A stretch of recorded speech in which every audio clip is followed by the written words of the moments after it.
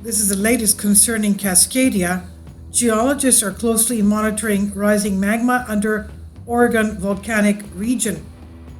We believe, they say, that magma is rising about 4 miles below the surface, and so associated with that, a lot of times you'll have very small earthquakes. Burns said in December and in January we had a series of very small earthquakes showing that there is some movement of magma.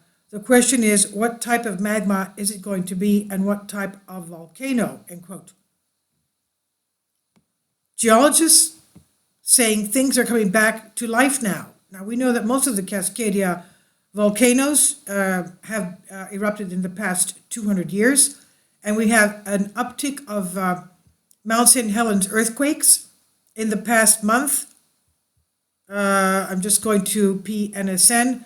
In the past month, we have had, they're picking up as the days go by. A few days ago, there were 64 in 30 days. They are now 74 in the past month. And we're going to take a look at that and also the inflation of that area on the GPS. So what's happening? Mount St. Helens is really bringing up earthquakes. Something is going on there. Mount Rainier, we've had 17 earthquakes the last 30 days. The Three Sisters, 5 earthquakes in the last 30 days. Mount Hood, 1. But Mount St. Helens, of course, is picking up drastically.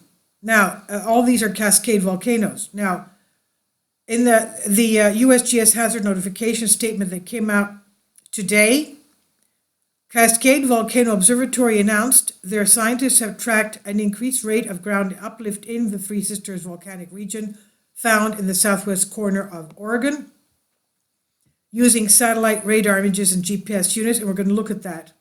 USGS scientists have tracked an increased rate of uplift for a 12-mile diameter region, 3 miles west of South Sister Volcano.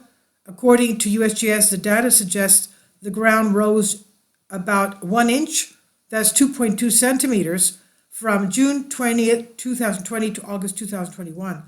Scott Burns, a geologist professor at Portland State University, told Nexstar's KOIN that while episodes of increased uplift have been observed in this region before, the cause is what local scientists are excited about. He says, the Three Sisters is an area that we have been studying for the last 25 years.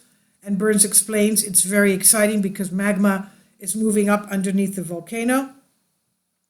The last major volcanic eruption in Oregon, which was 2,000 years ago, was right there in that area, he said.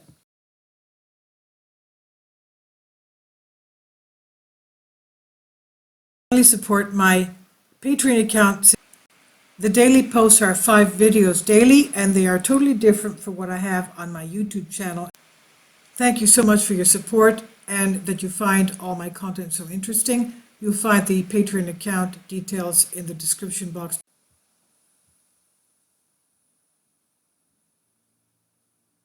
So while the catalyst for the current uplift is unconfirmed, geologists have been able to credit previous soil shifts in the South Sister location to small pulses of magma accumulating approximately 4 miles beneath the Earth's surface. According to Burns, increased uplift is not the only thing impacted by the observed magmatic intrusion.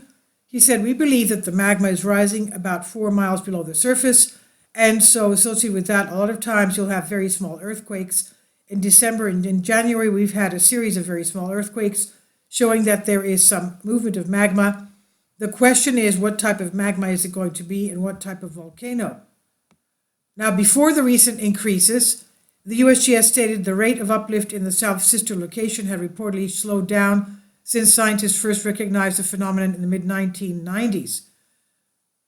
From 1995, they said, to 2020, the area rose about 12 inches, that's 30 centimeters at its center. USGS stated in a recent release, although the current uplift rate is slower than the maximum rate of about 2 inches per year, measured in 1999 to 2000, it's distinctly faster than the rate observed for several years before 2020. So it's going faster now, the uplift.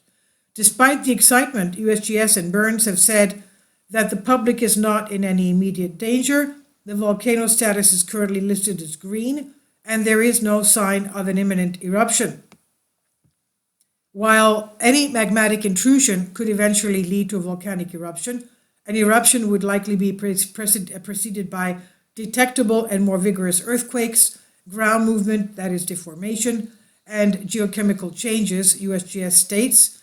In general, they said, as magma moves upward during an intrusion, it causes continued or accelerated uplift, fractures rock to generate swarms of earthquakes, and releases significant amounts of volcanic gases such as carbon dioxide. We do not detect any of these signs currently, they said.